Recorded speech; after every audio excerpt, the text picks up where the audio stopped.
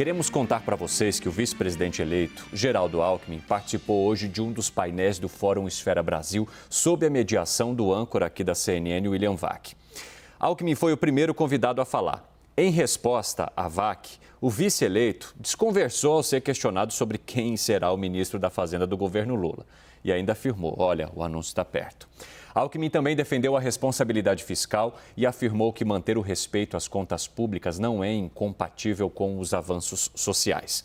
Além do vice-eleito, participaram o presidente do Banco Central, Roberto Campos Neto, o empresário Abílio Diniz, o gestor de fundos, o Carlos Fonseca, o presidente do BTG Pactual, André Esteves, e o presidente em exercício do TCU, Bruno Dantas. A gente vai acompanhar agora na íntegra como foi esse painel e depois voltamos para fazer uma análise, então, e o que esperar dessas falas das autoridades.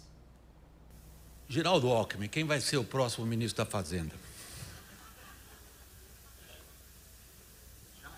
Perguntas simples, objetivas e diretas, enriquecem as conversas.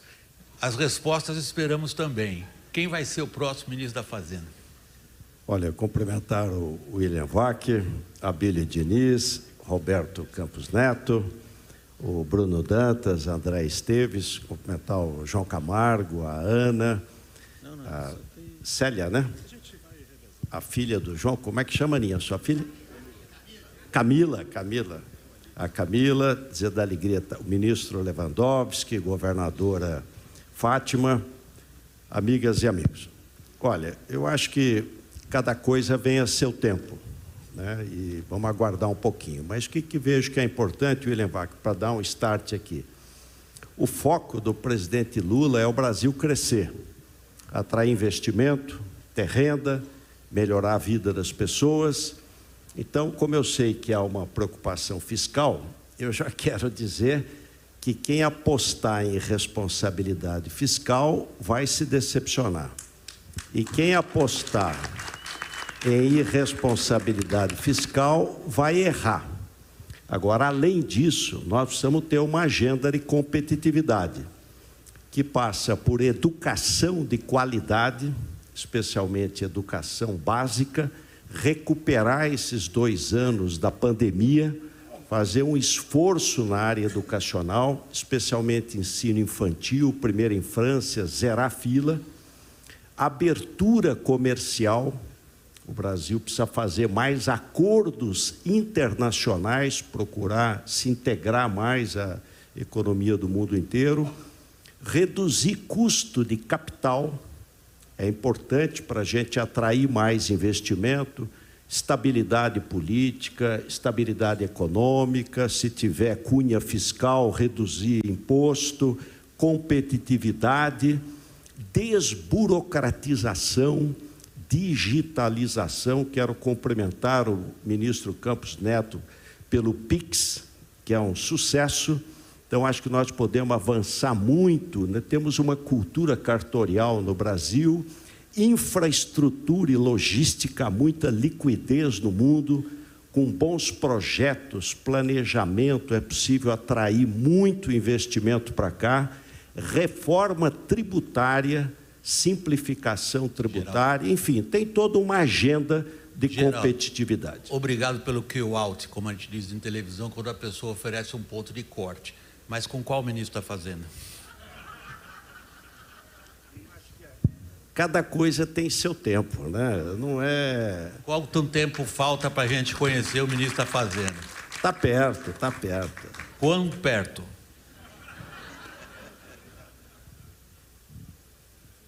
André, vamos ajudar o Geraldo? Há uma expectativa, evidentemente, dos agentes econômicos. Ela é legítima, ela é essencial. A economia é movida em... Imagine eu dando aula aqui para eles, olha só a arrogância da minha parte. Esse negócio de estar aparecendo na televisão, a gente quase falando coisa para o padre, ensinar o padre a rezar. Mas a questão da expectativa, ela é essencial para entender as reações do mercado, por exemplo. Quais são as expectativas do mercado? Elas estão, de alguma maneira, em função dos últimos movimentos, sendo frustradas? Olha, o mercado, primeiro, boa tarde a todos, um prazer estar aqui. João Camargo, parabéns por organizar mais esse debate. Presidente Alckmin aqui, todos os outros, presidente Roberto Campos, presidente Bruno Dantas, logo em algumas 2 semanas, né, querido Abílio, meu amigo.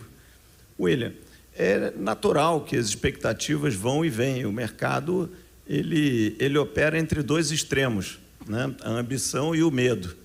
E, às vezes, ele está com mais ambição, às vezes está com mais medo. E eu acho que não existe nenhuma ideologia dentro do mercado. O mercado, ele é, acima de tudo, muito racional, né? A gente teve a eleição e o mercado, ele teve movimentos de preço favoráveis nos 5 dias que seguiram a eleição do presidente Lula, do vice-presidente Alckmin.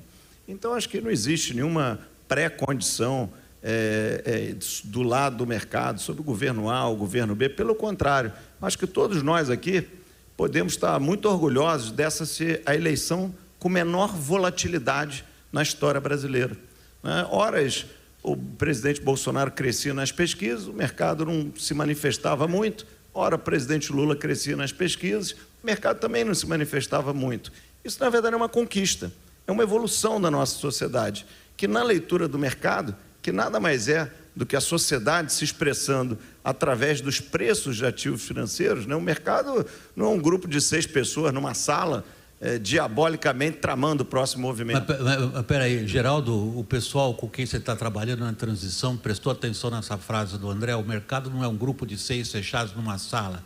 Ele não tem CPF, ele não tem retrato, ele não tem endereço. É a sociedade se organizando em todos os preços. O pessoal com quem você está trabalhando aceita essa ideia? Ou acha que é um bando de especuladores lutando contra o presidente eleito? O que eu não vejo como incompatível, William Vac, André Esteves, você ter responsabilidade fiscal, que é uma preocupação, e ter avanços de natureza social. Esse é o grande desafio. Como é que a gente cresce, atrai investimento e, de outro lado, procura melhorar a vida dos que sofrem mais. Um crescimento inclusivo, né? Você poder ajudar a população que está em mais dificuldade, um crescimento com estabilidade, não pode ter inflação, porque a inflação não é socialmente neutra, ela onera o mais pobre, e crescimento com sustentabilidade, não pode destruir o meio ambiente. Não vejo de maneira incompatível. O grupo de transição da economia, ele tem 4 economistas com experiência, né? Pércio Arida, André Lara Rezende, o Guilherme Melo, que é mais jovem, o Nelson Barbosa. Então, é um grupo que está sempre discutindo, conversando e debatendo. Você conseguiu entender o que esse grupo quer? Olha, o que todos nós queremos, e foi o compromisso do presidente Lula, é um Brasil que cresça, atrai investimento, cresça, haja emprego e que seja socialmente mais justo. Eu acho que esse é o caminho e é possível de alcançá-lo. Eu vejo com otimismo, embora o cenário internacional seja de crescimento menor, mas nós temos um país que tem tamanho, tem escala, né? Brasil e Índia. A Índia cresce quase 7% esse ano. A questão das mudanças climáticas pode fazer do Brasil grande protagonista do mundo na questão do combate às mudanças climáticas. Você pode receber muito investimento, estabilidade econômica, estabilidade política. Claro que não é o ideal, né? O quadro partidário brasileiro. Quero dar um exemplo para quem está aqui nos acompanhando. O Montoro se elege governador de São Paulo em 1982, eu me elegi deputado estadual. Ele não teve 50% dos votos, mas naquele tempo não tinha segundo turno, e o seu partido, o MDB, fez 42 em 84 deputados. Você governava com um partido, Hoje, o presidente Lula teve 48,5% dos votos, quase ganhou no primeiro turno. O seu partido, o PT, elegeu 14% da Câmara, 11% no Senado. Ou nós mudamos a política, ou vamos ter sempre dificuldade. Há um princípio em medicina que diz sublata causa, toritur effector. Suprima a causa que o efeito cessa. Nós precisamos sempre agir na causa dos problemas. Claro que não é mudança do dia para a noite, Geraldo, mas que é importante enxergar para a gente chegar lá na frente com um quadro político partidário melhor. Você traçou um quadro de 40 anos para chegar à seguinte conclusão: ou a gente muda a política e começa com uma reforma política, ou nós estamos daqui 4 anos discutindo a mesma coisa de novo. Mas eu estou aqui nesse momento insistindo na questão das expectativas dos agentes econômicos em relação àquilo que eles identificam em função da agenda que você acabou de descrever. Político treinado como você é, você descreveu em poucos segundos uma agenda excepcionalmente ampla, E me parece que a expectativa do mercado é tirar, sobretudo desta conversa aqui, algumas linhas para onde vai o que você está ajudando a montar, Geraldo. Vou passar a palavra aos outros para dar tempo de você dar algumas linhas mais específicas. Mas só antes de passar a palavra, eu acho que a gente podia fazer uma síntese. De um lado, boas políticas públicas, educação de qualidade, saúde de qualidade. A população envelhecendo, mudança epidemiológica, medicina mais cara, é evidente que vai precisar de mais recursos. Governar é escolher, né?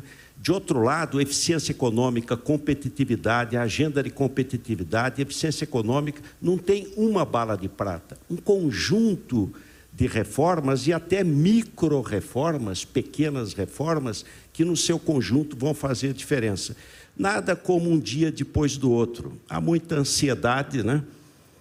Mas eu não tenho dúvida de que as coisas terão um rumo muito positivo para o nosso país.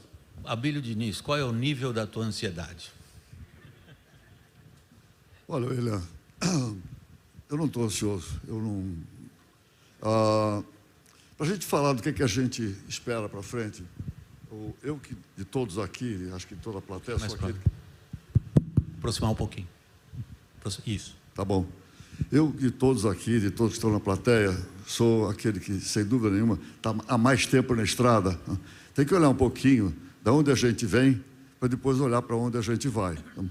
Eu, pouco mais de 2 anos atrás, eu tive a felicidade, o prazer de fazer uma live com o presidente do Banco Central, com o meu amigo Roberto Castelo Branco, o Roberto Campos, e disse para ele nessa live, isso em 2020, que eu nunca imaginaria que eu chegaria um dia na minha vida e ia conseguir ver nesse país juros e inflação ao redor de 2%. Isso há 2 anos atrás. Agora, com a velocidade que anda o mundo e a velocidade que anda o Brasil também, nós chegamos hoje, 2 anos depois, com uma inflação que já esteve em 13%, já está apontando para o final do ano para 6%, mas ainda com juros na faixa de 13,75%. Tá? É um trabalho derrubar a inflação, mas ainda nós estamos aí com inflação alta e juros muito altos. Esse é o momento que nós estamos vivendo. Agora, olhar um pouquinho para o Brasil, olhar para a parte econômica, eu acho que nós não podemos dizer, não podemos nos queixar muito da parte econômica. Porque o Brasil, quando olhamos o Brasil, nós temos que olhar o Brasil no contexto mundial. Qual é o grande receio da Europa, eu trabalho bastante lá? Recessão. Qual é o grande receio dos Estados Unidos? Recessão. Nós aqui no Brasil, nós estamos apostando que vamos crescer ainda no ano que vem. Mesmo com projeções aí, um tanto quanto pessimistas, com dificuldade, coisa e tal, num cenário internacional difícil, nós estamos apostando que vamos crescer. Então, o Brasil está caminhando. Nós temos coisas que esse governo precisa fazer, o novo governo, claro, precisa dar uma assistência social muito importante, e o social não é incompatível com o lado fiscal, tá? Com o lado da economia. Tem que dar uma assistência, tem que diminuir mais ainda a fome nesse país, a miséria, enfim, tem que fazer isso, mas tem que olhar que nós temos uma economia que está crescendo, né? E ajudá-la a continuar crescendo. Claro que tem que mexer na educação, tem que mexer no meio ambiente, tem que mexer na saúde, e tem que melhorar o nosso relacionamento internacional. Mas peraí, tem uma excelente provocação que você fez aqui, implícita na sua intervenção ao presidente do Banco Central. Você separou economia e política monetária. Mas você deu a necessária ênfase à questão do impacto de juros e inflação na atividade econômica, está implícito na sua resposta. Aí vem a pergunta a você, Roberto. Eu sei que você, como central banker, tem uma série de compliances que eu não vou aqui ficar na posição, o que eu diria até completamente desagradável, de encostar você na parede, obrigando você a, enfim, sair fora daquilo que são os limites da sua atuação legal, pelo impacto que isso tem em mercados e tudo mais. Mas, de qualquer maneira, eu acho que cabe a pergunta. Porque se estamos falando de expectativas de agentes do mercado, e os agentes do mercado estão olhando como que as forças políticas se orientam dentro do quadro que o Geraldo descreveu, que é um quadro de minoria no parlamento, minoria na votação e necessidade de formação de maiorias, em que medida esse quadro político, Roberto, torna a sua tarefa de central banker mais difícil em conseguir baixar juros? Bom, bom dia a todos. Queria agradecer também ao convite aí do Esfera, ao João, a todos. Eu nunca sou muito bom em nominata, então vou responder a pergunta mais rápido. Mas eu acho que primeiro é importante a gente colocar o contexto que a gente está hoje. A gente está num contexto que a gente entrou numa pandemia que o mundo achava que ia ser uma grande depressão, houve uma coordenação fiscal e monetária muito grande, nunca antes vista na história, nem nada parecido, né? E aí isso transformou a perspectiva de uma depressão numa recessão, mas teve efeitos colaterais. Um dos efeitos colaterais é que foi uma injeção muito grande de recursos, 9 trilhões no período de 14 meses, em cima de um PIB mundial de 80 trilhões, e acho que demorou um pouco para os agentes financeiros entenderem o que era a consequência daquilo que estava sendo feito. E a consequência veio num deslocamento muito grande na demanda por bens, que gerou vários efeitos secundários. Um deles foi um aumento da demanda de energia e uma inflação que parecia mais persistente no mundo, né? Então, acho que esse é o primeiro ponto. O Brasil veio até uma taxa de juros de 2%.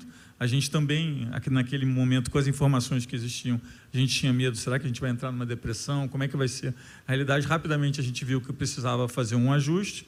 A gente começou o ajuste falando em normalização, porque a gente não achava que a taxa de equilíbrio era 2%, mas aí começou a vir esses efeitos que eu estou mencionando. Eu acho que a primeira coisa importante, a nossa agenda é bastante clara no Banco Central.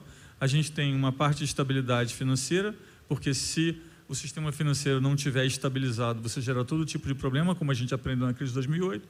A gente tem uma agenda de estabilidade de preço, e aí é super importante falar que a inflação, ela é um instrumento social também, porque a inflação alta foi o maior elemento de transferência de renda, porque quem tem mais recursos se protege da inflação, quem tem menos, não. A inflação, além disso, ela gera uma má alocação de recursos na economia, porque você toma uma decisão em relação ao investimento que você não tomaria, ou ao consumo que você não tomaria se você tivesse uma estabilidade de preço.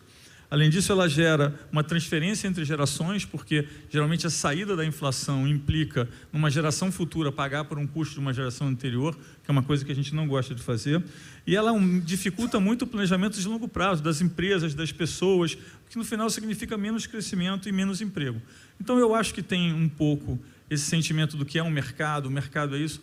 Acho que foi dito aqui, o mercado é uma engrenagem de preço, né? E o preço no mercado é muito importante, porque ele diz para você aonde alocar o recurso, como alocar o recurso e quando alocar o recurso, né? Eu acho que isso é super importante.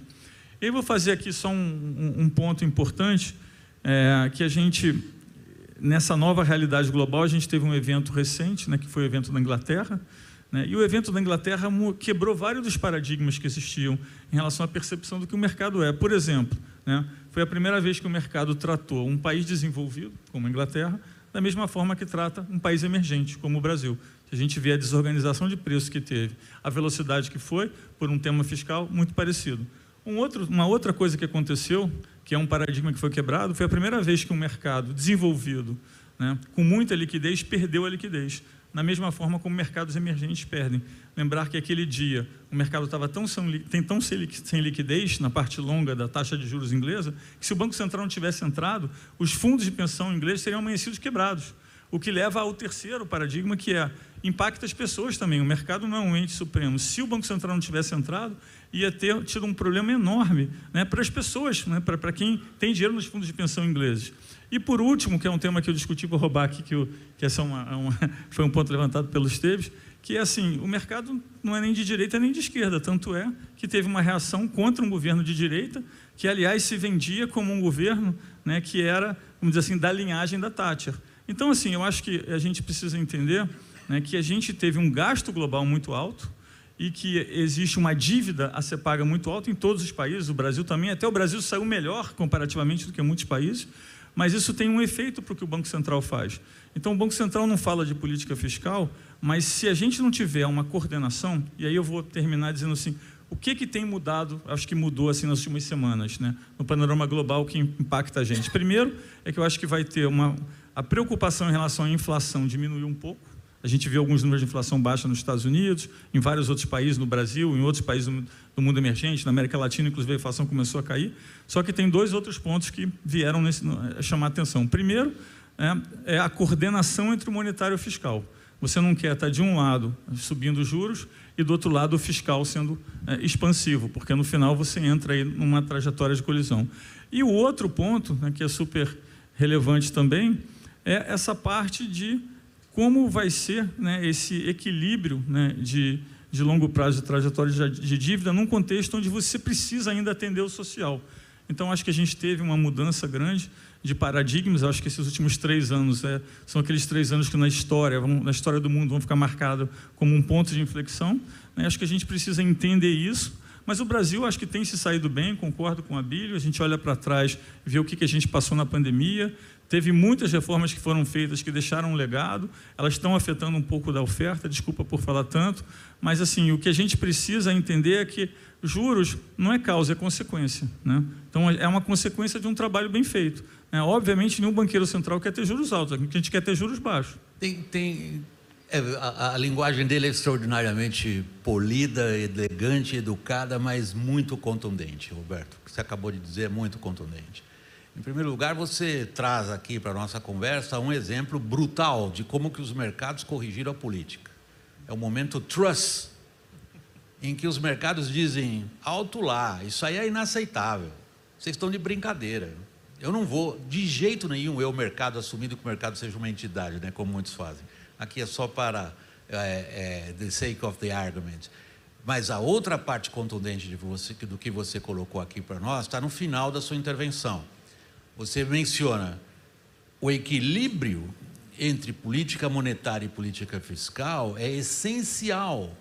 E nós estamos indo para um período no qual, se por um lado eu, presidente do Banco Central, vejo taxas de inflação baixando, mas por outro lado eu vejo um governo que precisa gastar, com a preocupação legítima, Geraldo, antes que você me olhe com essa cara de censura aí, preocupação legítima com o social, eu vejo um governo que tem que gastar, este equilíbrio é essencial. Está sendo conseguido, Bruno?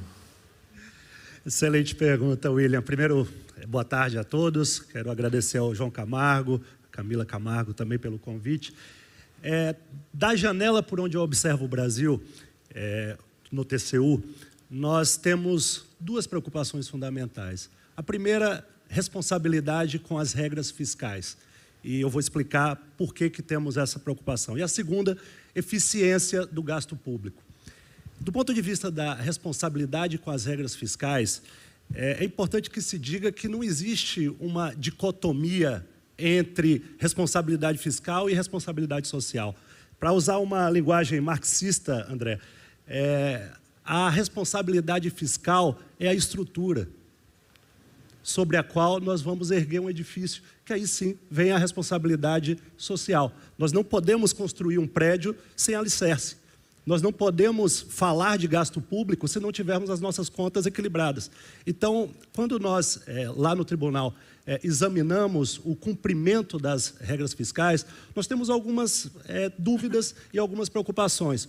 Por exemplo, temos visto um debate que está muito candente no Brasil, que é tentar saber se o Bolsa Família caberá no orçamento limitado pelo teto de gastos. Mas há uma pergunta que precisa ser feita para essa audiência aqui de empresários, de pessoas que fazem o Brasil, saber se o orçamento cabe no PIB. Então, nós precisamos, para falar de distribuição de riqueza, precisamos falar também de geração de riqueza. Observe que essa dicotomia, de certa forma, nos expõe a uma... Eu tenho que interromper porque a provocação ao sistema financeiro, ao sistema de serviço industrial aqui é tão grande que não dá para... E você prossegue. Cabe o orçamento no PIB, André? Agora se vira. O Bruno tinha uma última frase que ele ia citar. Cita a frase, eu respondo. Frase, ele vai. É marxista também? Não. Essa é um pouco... É mais capitalista. É mais médica, em homenagem ao vice-presidente. Por favor, Alckmin. então, Bruno. A frase é a seguinte, o André nos disse num jantar outro dia em Brasília: o Brasil é como aquele ex-alcoólatra que saiu da clínica de internação. Não dá para levá-lo para fazer degustação de vinho. Então, é mais ou menos por aí. Então eu acho, William, como já foi dito, inclusive pelo presidente Alckmin, não existe essa disputa entre responsabilidade financeira com responsabilidade social. Não, de jeito Esse nenhum. é um artificial maniqueísmo que às vezes tenta nos impor aqueles que levam a ideologia acima do pragmatismo. Acho que não é o caso de ninguém aqui, todos que na sua maioria são empreendedores bem-sucedidos aqui na plateia, ou lideranças políticas, jurídicas, sempre tiveram um elevado grau de pragmatismo. É isso que nós temos que fazer. Não tem muita dúvida. Precisa fazer um ajuste no orçamento, que era pauta comum dos dois candidatos. Não há dúvida nenhuma que o Congresso, a sociedade, o mercado vão entender, vão apoiar esse movimento. Existem coisas que podemos melhorar, como meio ambiente, educação, a inserção internacional do Brasil. Claro que vamos apoiar. Agora, tem coisas que também são pragmáticas. Achar que, puxa, vamos ampliar enormemente o gasto público através de investimentos. Ora, o investimento público é 0,4% do PIB. O investimento total é 19,2% do PIB. Em outras palavras, o investimento de todos que estão aqui na sala, privado, é muito mais importante que o investimento público.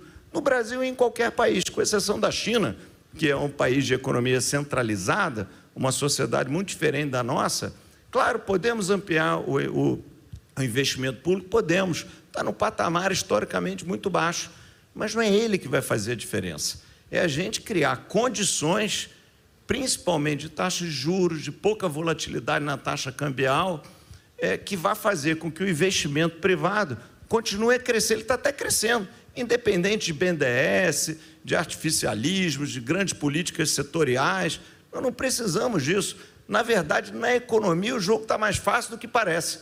Ele tem muito a se fazer em várias áreas, como o presidente Alckmin citou, na educação, na saúde, na inserção internacional, no meio ambiente, mas na economia não está tão difícil assim.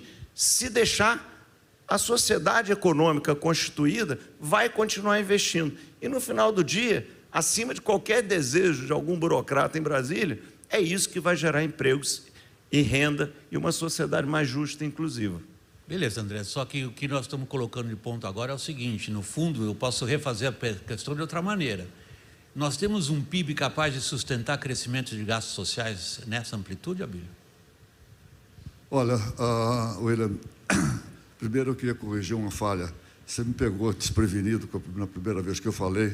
Eu achei que eu era, pela ordem de importância, eu era o último que você ia perguntar, mas você me perguntou, eu não dei boa tarde às pessoas, não agradeci ao João pelo convite de estar aqui. Então, boa tarde a todos. Obrigado, João.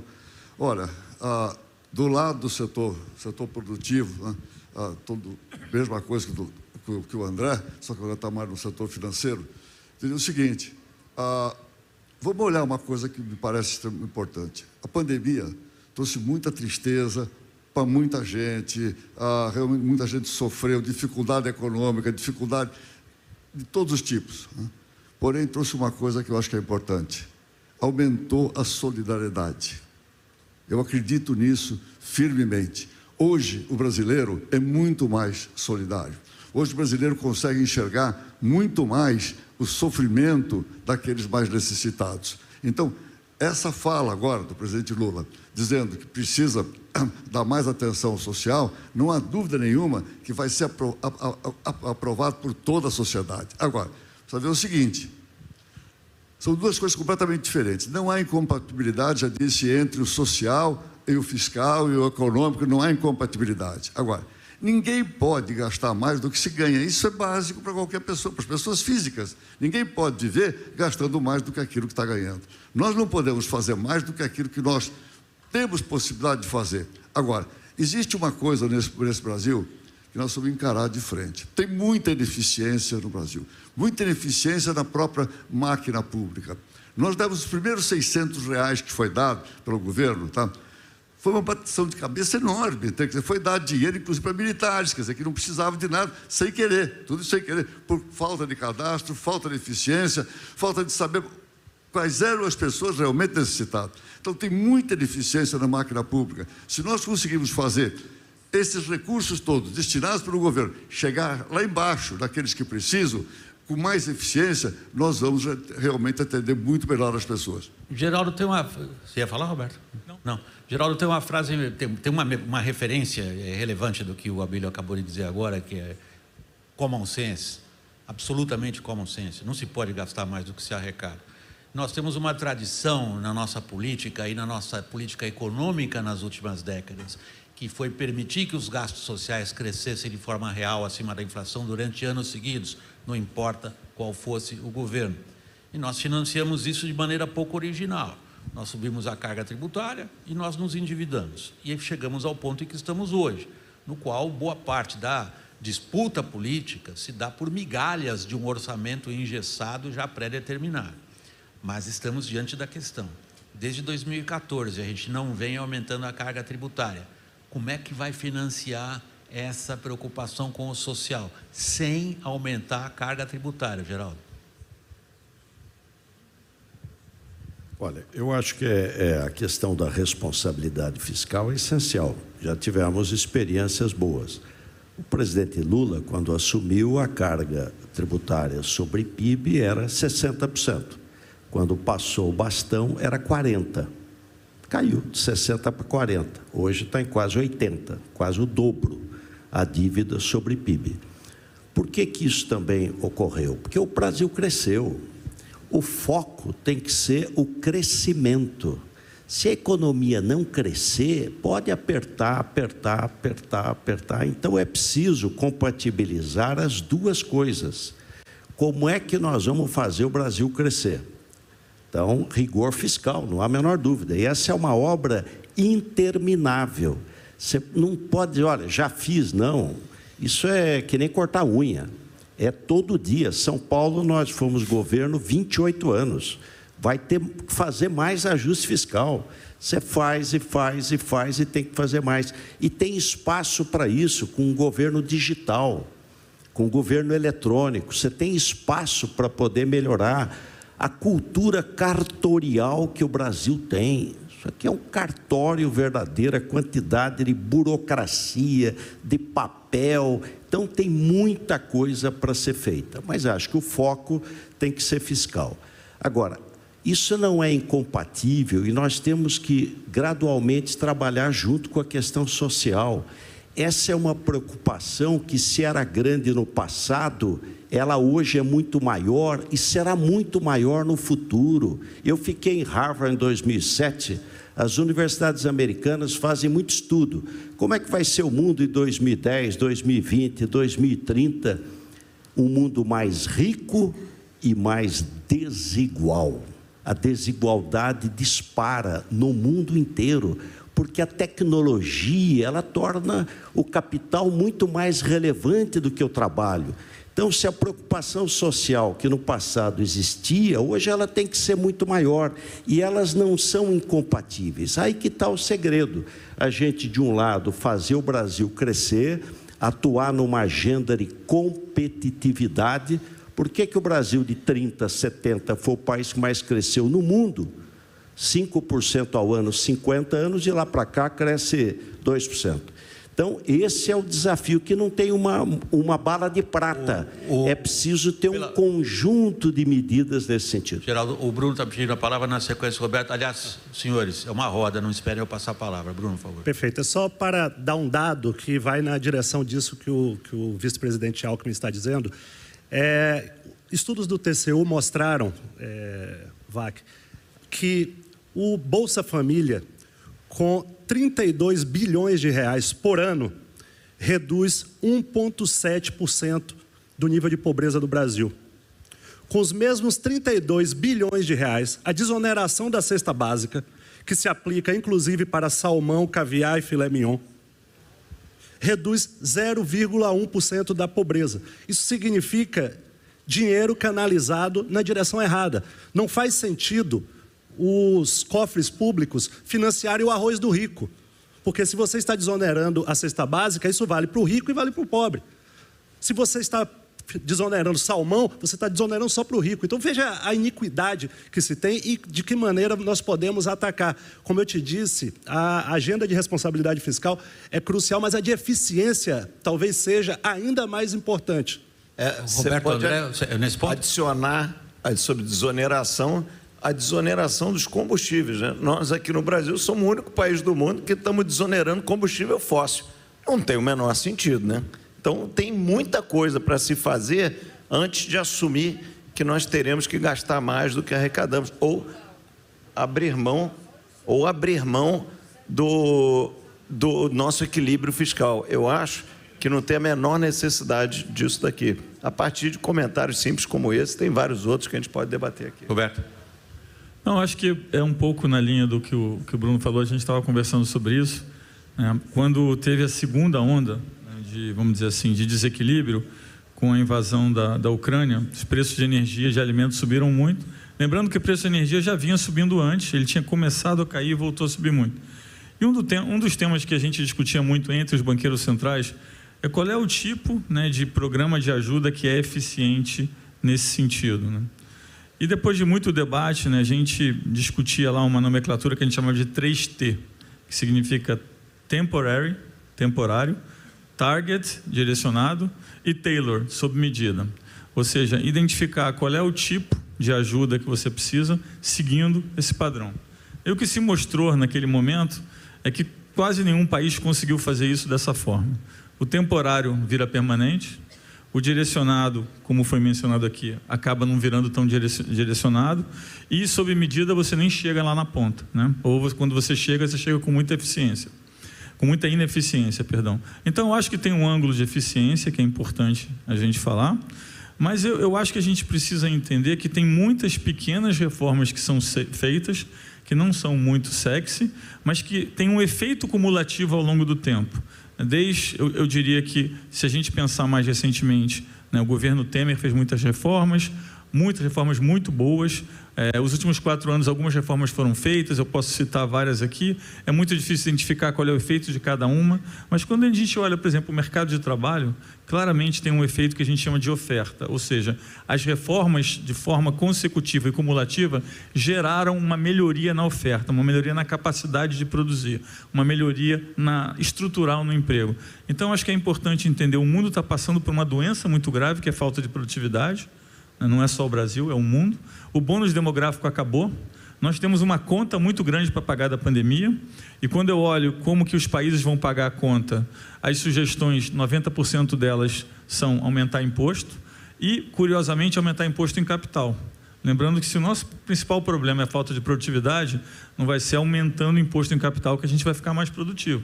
Então, a gente tem um dilema aqui, que é como sair dessa situação do mundo muito endividado, de forma eficiente e atendendo, né, a essa exigência e esse fator muito importante, que é resgatar esse dano que teve na camada social, principalmente nos mais necessitados.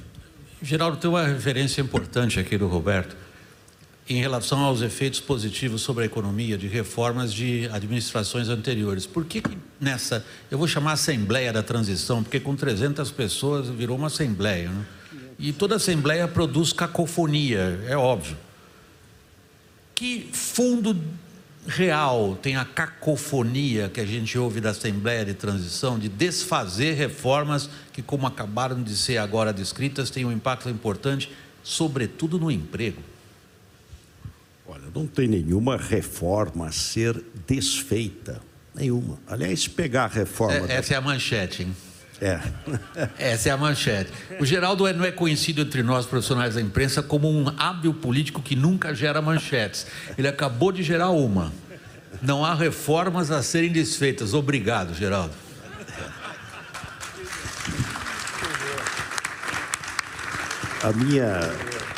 A minha cidade, William Vac, Pindamonhangaba, tem o sétimo ou oitavo jornal mais antigo do Brasil. Chama Tribuna do Norte. Porque no século XIX se dizia: o Brasil é o café, e o café é o Vale do Paraíba. E o Vitor Hugo dizia que onde há civilização, há imprensa. Então, a cidade tem o sétimo jornal mais antigo do Brasil. E o velho editor da Tribuna, eu era prefeito na década de 70, muita fábrica foi para Pinda, gente de São Paulo mudou para Pinda. Aí o engenheiro da Vilares, hoje Gerdau, vai lá no velho jornal e fala para o editor: precisa dar uma modernizada aí. Ele falou: o senhor não é daqui, né? Eu falei: não, eu sou de fora. Aqui não acontece absolutamente nada. Agora, quando acontece, as pessoas não gostam que os outros fiquem sabendo, viu? Mas eu queria dizer o seguinte: é importante, isso aqui é uma sequência. Veja a educação. Aqui se fala produtividade, né? Educação de qualidade. O Fernando Henrique criou o Fundef, Fundo de Desenvolvimento do Ensino Fundamental. O Lula criou o Fundeb, incluiu o infantil e incluiu o médio.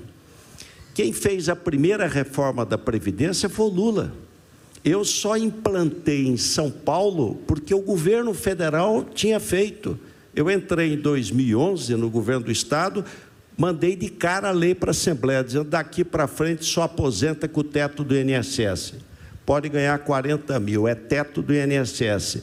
E vai ter previdência complementar e facultativa. Só pude fazer isso que tinha sido feita no governo do presidente Lula. A reforma trabalhista, ela é importante, não vai voltar imposto sindical e não vai voltar legislado sobre acordado, não vai. Agora, nós estamos frente a uma questão de plataformas digitais que precisam ser verificadas. Quando você tem um menino lá, entregador de lanche, que não tem descanso semanal, não tem saúde, não tem aposentadoria, não tem nada, é preciso aprofundar essas coisas. A outra sobre o assembleísmo. Olha, quanto mais a gente estimular a sociedade civil participar, melhor. Não tem nada melhor do que isso, do que estimular a sociedade civil a estar organizada. Então, se você puder pôr na educação, no grupo de transição lá da educação, o Todos pela Educação, a outra entidade, a outra, só ganha a sociedade, todo mundo voluntário. O Montoro, em São Paulo, montou uma equipe de transição que era enorme. Quem ouve mais erra menos, erra menos. Governo moderno interage, você tem que estar permanentemente interagindo, discutindo, convencendo. O Obama disse uma coisa verdadeira, William Vac, falou: eu achava que bastava eu estar certo. Aprendi que não, que as pessoas também precisam acreditar que eu estou certo. Você tem que estar permanentemente explicando, convencendo e avançando. Nós todos aqui estamos fascinados em saber como é que será esse resumo das 4 cabeças na economia, porque cada uma pensa de um jeito lá. Eu não estou falando isso de tom pejorativo, estou seguindo o seu raciocínio, que é melhor ouvir o maior número possível de opiniões. De quem vai ser a última? O presidente eleito é o Lula, que tem experiência, Olha, Quem ele está ouvindo mais na economia? Não, ele está ouvindo muita gente, o que é muito bom. Aliás, quando alguns economistas, os mais respeitados do Brasil, se manifestaram relatando preocupação, ele diz: eu vou ouvir todas essas vozes. Deixa eu fazer uma observação que é importante. Eu, estudante de medicina, fui fazer projeto Rondon em Goiás, numa cidade chamada Itaúsu. Fiquei 30 dias lá, quinto-anista de medicina, e aí fomos juntos, os colegas, visitar Cora Coralina, a Vila Boa de Goiás, Goiás Velho. Tomamos um café, na hora de ir embora, ela falou: meninos, guardem o seguinte, todos nós estamos matriculados na escola da vida, onde o professor é o tempo ensina. Então, o fato do presidente Lula ter tido 2 mandatos e inegavelmente bem-sucedidos, que o Brasil teve um crescimento maior, sem inflação e socialmente mais inclusivo. Vai dizer, teve sorte, foi commodity. Bom, o fato é que tem experiência. Então, nós temos alguém que tem uma larga experiência, que tem uma visão plural, né? Vai procurar. A pluralidade é boa. Se reunir 4 médicos, podem ter opiniões diferentes, mas isso vai ajudar. Então, o fato de você ter economistas de várias vertentes é bom. E vou dizer mais, as diferenças ideológicas estão diminuindo no mundo. Por exemplo, a questão fiscal. Hoje não é nem de esquerda nem de direita, é de senso comum. Então, as diferenças ideológicas, elas vão meio que reduzindo um pouco. E isso é prova de maturidade. Sinal que deixamos de discutir determinadas coisas para ter outros desafios aí pela frente. Senhores, eu tenho mais 15 minutos nesse segmento aqui do nosso evento. Eu queria reformular a questão principal que nos reúne aqui, está lá em cima. Os desafios da economia e o desenvolvimento nacional. Começando por você, André. Se a gente olha em perspectiva, olha para frente, o que, na sua experiência no setor que você representa, surge para você como o principal desafio desse novo governo? Olha, eu acho que o desafio de qualquer governo moderno é consertar aquilo que não está funcionando e manter aquilo que está funcionando. Parece simples, mas às vezes na ansiedade, no calor da disputa política, na vontade de mudar tudo, a gente acaba que muda o que está funcionando. Então, eu acho que a gente tem que ter essa maturidade que foi citada por muitos aqui, inclusive por mim, que foi a campanha eleitoral, apesar de uma campanha disputada, de uma eleição 50-50, como eu disse, foi uma campanha que não criou grandes traumas, né? De todas que nós assistimos aqui, a que teve menos consequências de preços ou de efeitos recessivos. Isso é muito bom. E olhando para frente, tem coisas que podem melhorar, coisas que estão funcionando razoavelmente. E, acima de tudo, para ser breve, vamos usar os benchmarks internacionais. Aquilo que funciona lá fora e aquilo que não funciona lá fora, como o que não devemos fazer. Né? Ninguém acha aqui que a Argentina é um benchmark de política econômica. Portanto, tem muito pouca coisa para ser trazido de lá para nós. Já dos Estados Unidos, do Japão, da Alemanha, eu acho que devem ter coisas que devem nos sinalizar com melhores práticas. Então, eu acho que a gente deveria ter esse tipo de approach, como o vice-presidente Alckmin mencionou. Eu acho que a gente olhar com serenidade, manter aquilo que está funcionando, procurar agregar experiências internacionais que podem gerar valor e mudar aquilo que não está funcionando. Mas não vamos inverter as coisas, né? Mexer no que está ganhando e não mexer naquilo que não está funcionando. Eu acho que, de uma maneira genérica, é por aí. Eu vou passar a palavra para o Abílio, mas antes só mais uma provocação, Geraldo. Está proibido falar de herança maldita? Pelo risada dele, eu entendi que sim, né? Ou não? Abílio, desafios da economia. O que você diria ao pé do ouvido dos dirigentes? O Alckmin está aqui para ouvir de você. O que você considera como principal desafio imediato para o novo governo? Bom, eu não vou repetir tudo que o André falou, eu concordo com ele, tem que dizer, tá, o negócio vai por ali, tá?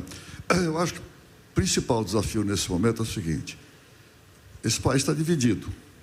Esse país está dividido. Enquanto esse país estiver dividido, olha, eu sei de casos de famílias que um não fala com o outro não fala com um, em virtude dessa eleição. A primeira coisa é unir o país. Agora, para unir o país, o que você precisa? Não adianta falar, eu vou governar para todos os brasileiros. Tem que fazer e mostrar que está sendo governado para todos os brasileiros. Tá? Não adianta querer gerar emprego aumentando a máquina estatal. Tá? Não adianta botar mais gente no serviço público. Tá? Nós temos que crescer, temos que fazer os países crescer, gerar empregos com o crescimento, distribuir renda e fazer inclusão. Isso precisa ser feito nesse país, tá? Para poder baixar a tensão social. E o povo tem que sentir que isso está acontecendo. Não adianta, a retórica não vai resolver. Tem que sentir que está acontecendo.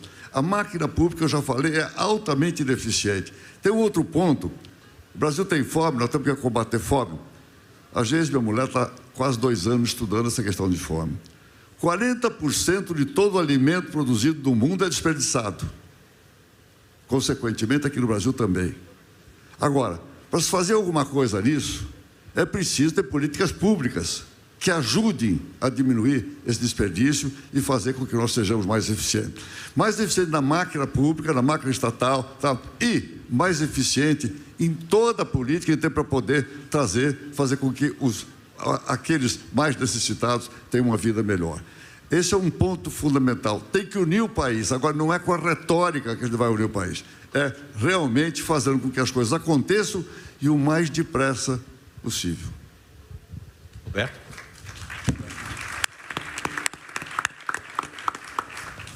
Não, acho que a frase que resume tudo é crescimento sustentável. E aí sustentável tem várias dimensões. Inclusivo, sustentável do ponto de vista de meio ambiente, sustentável do ponto de vista institucional, então tem vários ângulos. E aí eu acho que a forma como a gente tenta trabalhar, eu vou vender um pouco aqui meu peixe agora, é o que você pode fazer nisso na sua própria agenda. A gente tem que trazer para a nossa agenda para não ficar só um debate sem ter entregas práticas. Então, no Banco Central, a gente pensou, bom, crescimento sustentável, inclusive. O que a gente precisa fazer? Bom, a gente precisa democratizar o sistema financeiro. A gente precisa gerar inclusão financeira, educação financeira. Então, a agenda era voltada a isso. Então, o que a gente precisava de... Qual é o maior instrumento democratizante do sistema financeiro? O mercado. Então, o que a gente fez, basicamente? Vamos fazer várias reformas de mercado de capital para que as grandes empresas possam pegar seus recursos diretamente no mercado de capitais, para que os bancos possam se especializar em fazer pequenas e médias empresas e que cada vez mais o grande possa ir direto ao mercado e o banco possa atender cada vez mais o médio e o pequeno. E a gente fez isso de várias formas eficientes, de várias formas distintas, perdão. Microcrédito, a parte do cooperativismo, toda a parte de inclusão, as plataformas de crédito. A gente fez mais de 37 medidas nesse sentido. E aí tem uma parte que é um dos instrumentos também mais democratizantes é a tecnologia. Então, o que a gente precisa fazer? A gente precisa colocar a tecnologia para diminuir a barreira de entrada no sistema financeiro, para que você tenha mais competição, mais inclusão e para que você consiga conviver, né, com um custo de intermediação financeira mais baixo. E isso a tecnologia faz. Se a gente pensar que o Pix fez com que 9 milhões de pessoas abrissem contas bancárias, que fez com que mais de 600 mil empresas que nem existiam passaram a existir simplesmente porque elas fabricavam coisas com valor tão baixo que, se tivesse custo de transferência, o negócio era inviabilizado. Então, eu acho que é importante a gente pensar dentro do que é óbvio e o que todo mundo fala, o que a gente pode fazer dentro da nossa agenda. Né? Porque, no final das contas, a gente precisa fazer as entregas. Então, eu tenho tentado passar essa mensagem dentro da nossa agenda. E aí também tem uma parte de sustentabilidade climática. O Banco Central, inclusive, ganhou um prêmio nisso. E a gente precisa avançar nisso também. Desculpa, eu tomei mais tempo do que devia, mas eu queria trazer para a realidade. Claro, eu não... Eu não fiz diretamente a você esse tipo de pergunta, o que você acha que é o principal desafio do próximo governo, para não gerar aquele tipo de manchete. O presidente do Banco Central mandou o Lula fazer isso, mandou fazer aquilo. Mas eu percebi bem clara como que você situou os desafios principais para fazer esse motor da economia a partir da sua perspectiva como autoridade monetária. Da sua perspectiva como alguém dedicado à questão fiscal, eu queria que você elaborasse um pouco nessa linha agora, Bruno. O que seria, do ponto de vista fiscal, qual número que você vai olhar mais? É a relação dívida nominal PIB? É conseguir ou não superávites, de que dimensões? Você consegue elaborar nessa direção? Consigo. Da forma que nós enxergamos as discussões que estão sendo travadas, e eu já tive chance de dizer isso a alguns integrantes do governo de transição, não é possível esquecer que o Brasil tem um Banco Central independente. E o Banco Central terá um olhar firme para o que está acontecendo. Então, se nós deteriorarmos, de alguma maneira, ainda que não intencional, as regras fiscais, o efeito imediato será o Banco Central subir o juro. E olha que a taxa Selic talvez seja a última taxa que sobe. Primeiro, o juro futuro sobe imediatamente. Então, nós temos aqui uma dificuldade que precisa ser posta na mesa, que é exatamente buscar o equilíbrio. E equilíbrio não é só buscar fontes de receita e nem é só também conter o avanço de despesa. É preciso mexer em cima, mexer embaixo e ver exatamente onde é que nós conseguimos chegar. Observe, William, que quando nós tratamos aqui hoje de 76% na relação dívida-PIB, nós estamos falando de um dos percentuais mais altos em países das nossas condições. Quando nós falamos de países em desenvolvimento, países da América Latina, nós estamos falando de, geralmente, uma relação dívida-PIB de 50%. Portanto, nós temos uma relação dívida-PIB alta e precisamos fazer com que, voltemos àquela primeira pergunta, o orçamento caiba no PIB. Não adianta nós sonharmos se nós não estivermos produzindo riqueza suficiente para bancar esses gastos. André, você é um grande especialista nisso. Em que medida a relação dívida pública-PIB tira teu sono? Ela tira, porque o Bruno disse tudo sob uma ótica privilegiada a partir do Tribunal de Contas da União. Eu acho que não existe essa saída. Eu acho que vários governos, na melhor das boas intenções, usaram a saída de aumento de dívida. Desde lá dos anos 90, quando a gente fez uma muito bem-sucedida estabilização econômica, mas a gente teve um aumento de dívida. E por aí foi. Só que isso chega num limite. Tem uma hora que o seu credor, ele vai chegar e vai dizer, não dá mais. Então, nós estamos mais ou menos nesse patamar. Como foi bem observado pelo Bruno, países comparáveis, se você pegar o México, ou a África do Sul, ou o Chile, ou a Colômbia, ou a Nova Zelândia, em alguns melhores ou menores estágios de desenvolvimento, todos têm dívida PIB mais baixa do que a brasileira. Portanto, a dívida não é uma saída. Segundo o comentário, a carga tributária brasileira, que todos aqui conhecem bem, temos o fenômeno da complexidade. Mas tem um segundo fenômeno. A carga total tributária brasileira também é a maior do que desses outros países. Ou seja, também não há o espaço na carga tributária. Ora, se não podemos aumentar a dívida, não podemos aumentar a tributação, nos sobra a alternativa da eficiência. Essa é o caminho que a gente tem. E é muito legítimo o novo governo, até porque ele expressa um anseio da sociedade, ele mexer nas suas prioridades. Como o governador gosta de falar, governar é escolher. E nada mais justo que o novo governo faça as suas escolhas, mas entendendo que nós temos esses limites. Eles são muito claros. E, de novo, o mercado não é um ente subjetivo. O mercado somos nós. É a sociedade que se expressa através dos preços. Deixa eu dar um exemplo. O Abílio também. Deixa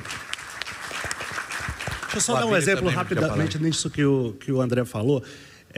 Nos últimos 4 anos, nós vimos uma reforma administrativa silenciosa, que foi pela inércia. O ministro Paulo Guedes teve a clarividência de não contratar servidores públicos e não dar aumento. É claro que isso significou uma alteração na estrutura do Estado. Foi a melhor reforma administrativa? É óbvio que não, porque você cortou de forma linear. Nós precisamos aumentar salário de professores, reduzir salário de agentes públicos que têm uma renda desproporcional à riqueza brasileira, mas foi uma reforma administrativa, ainda que inercial. Então, nós tínhamos que pensar por aí, trazer a gestão de volta para o centro do palco. O Abílio me pediu a palavra? Você tem razão, André. A nossa relação dívida-PIB é alta. Agora, tem duas coisas para ser considerado. Primeiro, as reservas internacionais e a reserva do Tesouro. Tá certo? Então, a nossa situação... E outra coisa também precisa ser considerado, a nossa relação dívida-PIB não aumentou nesse período onde foram dar todos os insumos, todos os estímulos da economia, tudo aquilo que foi gasto, a nossa relação dívida-PIB não aumentou, tá certo? Então é um ponto que precisa ser considerado. Agora, é muito importante que nós coloquemos na cabeça que se nós não diminuirmos a ineficiência do setor estatal, se nós buscarmos mais eficiência nesse setor, se nós não fizermos que toda a máquina trabalhe melhor, se nós não cuidarmos da educação, tá? Nós temos que aumentar produtividade. E para aumentar a produtividade investimento. Nós precisamos de levar o investimento a 25% do PIB, investimento, gestão e capacitação. O que é capacitação? Capacitação é educação. Tem que preparar as pessoas no estudo fundamental para que elas cheguem depois em cima e possam se capacitar muito melhor. Até para lembrar, né, Abílio, o Brasil gasta em educação em relação ao PIB a mesma coisa que a Coreia do Sul. O problema não é gasto. Mas de novo, como fazer? Mas de novo, André, nós caímos na ineficiência. É isso. Nós caímos na ineficiência. Enquanto nós não encararmos de frente, tá? E é preciso, meu amigo Geraldo, eu vou tratar sempre alguma coisa, no oficial vou tratar por vice-presidente ou presidente, mas aqui, meu amigo Geraldo, é preciso que a gente entenda isso. Precisa modernizar o setor público, precisa buscar mais eficiência, senão a gente não vai lá, tá? E educação, nesse momento, é fundamental. Saúde, educação, e depois corrigir outras coisas, meio ambiente, relações exteriores, e tocar a economia, acelerar aquilo que já está funcionando. Nós estamos chegando ao final do final. Eu comecei essa parte aqui, esse segmento aqui do nosso evento, perguntando a você quem seria o ministro da Fazenda. Agora eu pergunto qual vai ser o seu cargo no próximo governo. Olha, primeiro, um dia desse, um amigo de nome Toninho, ex-prefeito de Jarinu, me ligou e falou: doutor Geraldo, eu prometi que se vocês ganhassem a eleição, o senhor viria à missa aqui em Jarinu. Falei: Toninho, mas você que tem que ir na missa, você que fez a promessa, não sou eu, você que prometeu. Mas ele insistiu tanto que eu fui a Jarinu, fui à missa, acordei 5 da manhã, saí 6 horas de casa. Um padre até muito engraçado, o padre Eli, virou para mim e falou: a moça viu a maternidade e deu o nome no filho. Qual o nome do filho? Falou, ela olhou e falou: Alice nasce. É Alice. Aí ele virou e falou: olha, a moça trombou o carro no poste. Como é que é o nome dela? Ela Guiomar, né? Enfim, padre engraçadíssimo. Mas eu voltando de Jarinu, um amigo que foi comigo falou: doutor Geraldo, mas acordar às 5 da manhã, vim aqui em Jarinu. Eu falei: pois é, ao menos essa promessa eu cumpri sem impacto fiscal. Mas podem ter certeza que esse ajuste e essa eficiência ocorrerá. A gente também precisa desmistificar algumas coisas. Por exemplo, o SUS. O Brasil investe 9,5% do PIB em saúde. Estados Unidos investe 17% do PIB em saúde. Olha que o PIB deles é bem maior.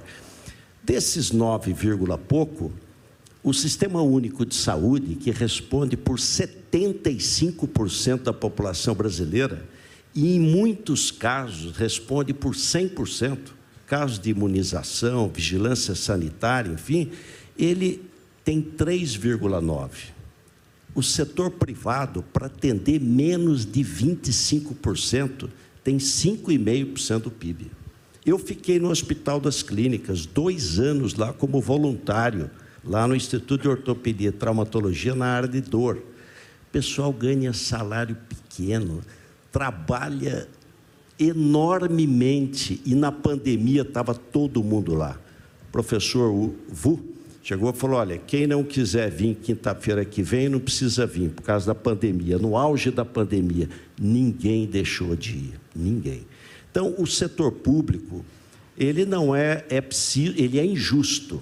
Ele é injusto, porque você tem uma grande parte da população que ganha pouco, Meu pai, no final da vida, depois de mais de 40 anos de serviço público veterinário, ingressou por concurso na Secretaria da Agricultura e eu ajudava a pagar o supermercado dele.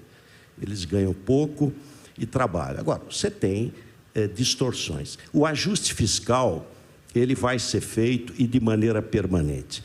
E aí o governar é escolher. Eu não posso gastar mais do que eu arrecado. Nós tivemos em 2020 10% de déficit primário no Brasil.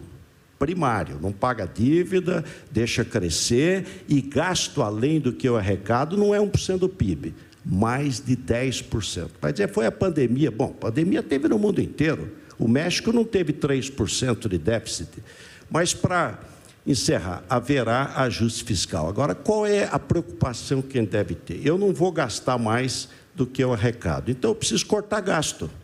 Eu vou cortar do salário mínimo, então eu vou fazer ajuste em cima de 71% dos aposentados e pensionistas do Brasil, que tem que viver com R$ 1.212, idoso, mulher idosa, doente, sem casa própria. Governar é escolher. Tem muita forma de você fazer ajuste, porque ele é necessário para o Brasil crescer, mas fazendo com um olhar social. Diz que a obra-prima do Estado é a felicidade das pessoas.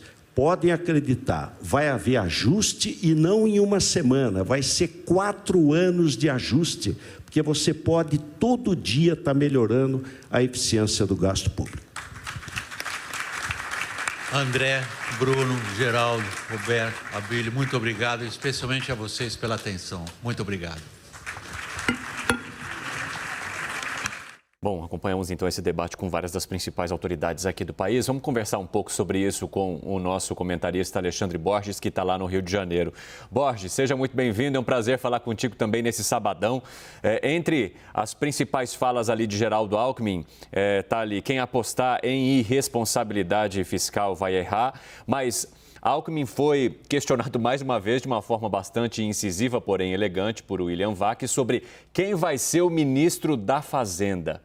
E ele falou que está perto de ser anunciado. Qual é a importância desse nome nesse momento em que o novo governo depende de tantas tratativas e todas elas que têm a ver com âncora, fiscal e principalmente gasto público?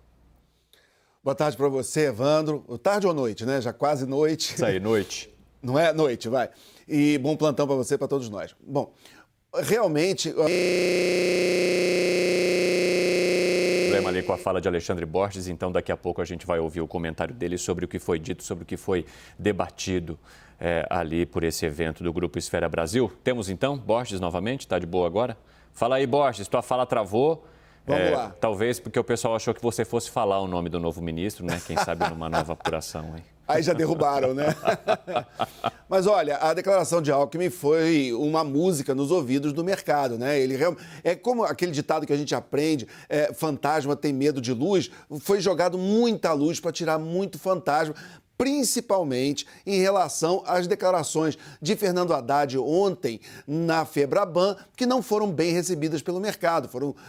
O mercado sentiu Fernando Haddad ainda muito genérico, sem se comprometer com a responsabilidade fiscal. Ontem, inclusive, teve algum impacto na economia, dólar subindo, bolsa caindo, tudo levemente, mas não caiu bem.